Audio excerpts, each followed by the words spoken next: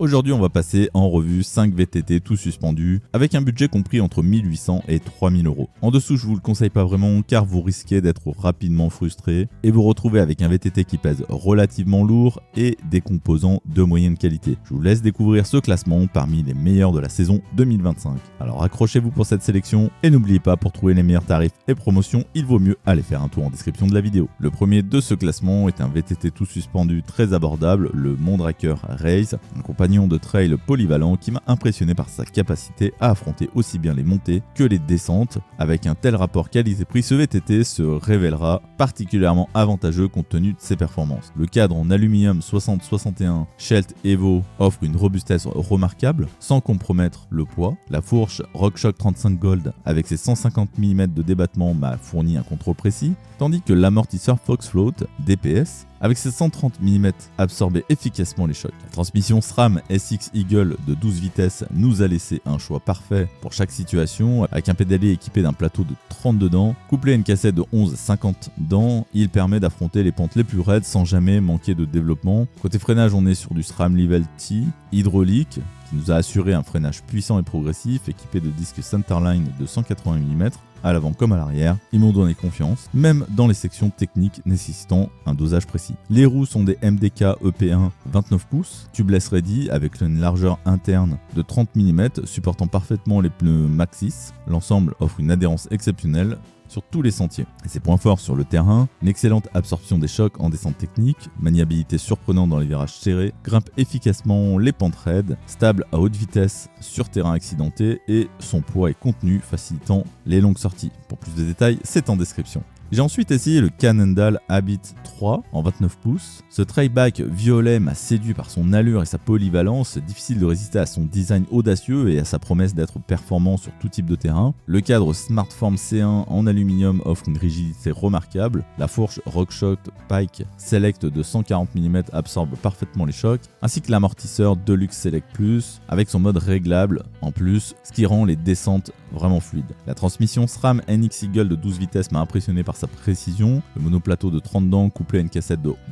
10-50 dents offre une plage parfaite pour grimper les pentes raides sans perdre en efficacité sur le plat. Les freins hydrauliques SRAM G2R à 4 pistons procurent un freinage puissant et modulable avec des disques Centerline de 180 mm sur les deux roues garantissent une dissipation thermique optimale même lors de longues descentes. Au niveau des roues, on a des jantes Stance No Tube Crest D, tubeless ready qui assure légèreté et rendement. Les pneus avant Maxxis Detector 2.4 procurent une adhérence supérieure tandis que les Maxxis Recon à l'arrière de même largeur offrent un compromis adhérence-rendement vraiment idéal. Ses points forts sur le terrain, une maniabilité exceptionnelle, absorption des chocs impressionnante sur terrain rocailleux, un rendement énergétique optimal en montée et une stabilité rassurante à haute vitesse. Enfin, c'est son comportement joueur sur section technique qu'on retiendra. Pour plus de détails, c'est sous la vidéo. En troisième, j'ai eu la chance de tester le Cube Stereo 155 C62 SLX, un VTT enduro qui a littéralement redéfini mes standards sur les sentiers alpins. Son design bleu blondi attire immédiatement l'œil, mais c'est sur le terrain qui révèle toute sa personnalité. Le cadre monocoque utilise une technologie Advanced Twin Mold C62, alliant légèreté et rigidité exceptionnelle. La fourche Fox 36 Performance Elite Grip 2 offre 160 mm de débattement, tandis que l'amortisseur Float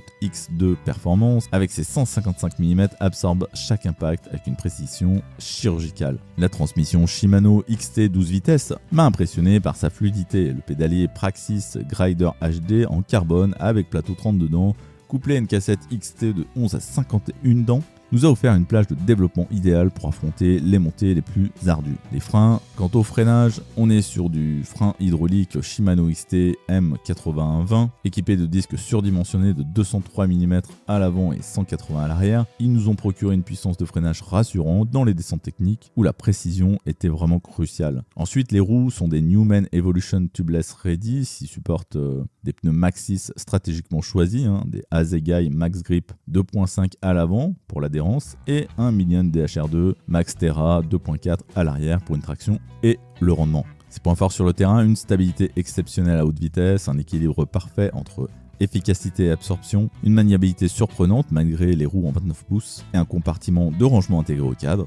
Et enfin, un jeu de direction ajustable pour la personnalisation. Et vous trouverez plus d'informations sous la vidéo. En avant-dernier, j'ai découvert l'Orbea Oise M30, un tout suspendu taillé pour la performance en XC. Cette machine m'a offert un équilibre parfait entre efficacité et confort lors des sorties techniques. Son look est épuré, combiné à des performances qui m'a immédiatement séduit. Le cadre est en carbone OMR et affiche une rigidité impressionnante sans compromis sur le poids.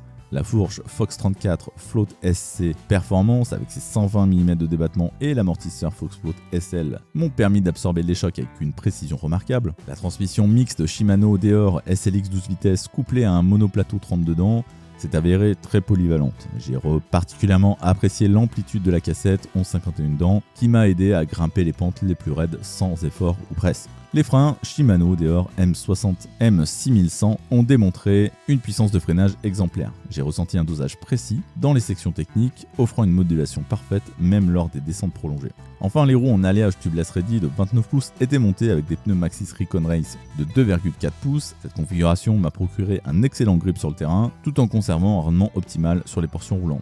Ses points forts sur le terrain, une agilité exceptionnelle dans les virages serrés, suspension très réactive, une stabilité impressionnante en descente technique, une efficacité remarquable en montée et un confort surprenant sur longue distance. Et enfin, j'ai découvert le Score 4060 LT lors d'une semaine d'entraînement intense sur les sentiers techniques dans les Alpes. Ce all-mountain haut de gamme combine agilité surprenante et stabilité remarquable, même dans les sections les plus engagées. Son design est révolutionnaire, m'a immédiatement séduit par son approche de l'enduro moderne. Le cadre full carbone intègre la cinématique Lower Links Driven qui nous a offert une sensibilité impressionnante sur les petits chocs. J'ai apprécié la fourche Fox 38 Factory Grip 2 de 170 mm associée à un amortisseur Fox Float X2 Factory Trunion, un ensemble qui absorbe les impacts les plus violents sans broncher. La transmission est en SRAM GX Eagle 12 vitesses qui est vraiment hyper fiable et précise. J'ai exploité toute l'amplitude de la cassette 10 à 52 dents, permettant de grimper les pentes les plus raides sans trop d'efforts. Le pédalier carbone lunar avec un plateau 32 dents est parfaitement complété par cet ensemble performant. Au niveau des freins, on est sur des SRAM Code RSC qui ont délivré une puissance de freinage exceptionnelle. J'ai particulièrement apprécié le mordant et la modulation sur les descentes techniques avec des disques Centerline,